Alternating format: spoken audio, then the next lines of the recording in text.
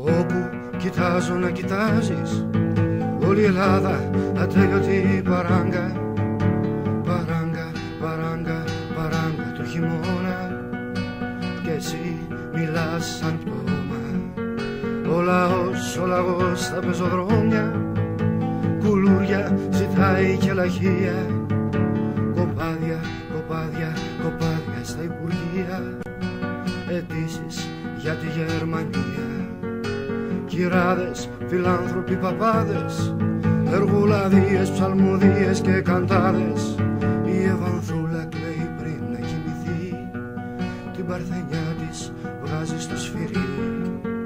Στα γήπεδα η Ελλάδα να στενάζει, στα καφενεία μπιλιάρδο, καλαμπούρι και χαρτί. Στέκει στο περίπτερο, διαβάζει φυλάδες με μια μισή δραχμή. Όχι, όχι, αυτό δεν είναι τραγούδι, είναι η τρυπιά στέγη μιας παράγκας. Είναι η γόπα που μάζεψε ένας μάγκας κι ο χαφιές που μας ακολουθεί.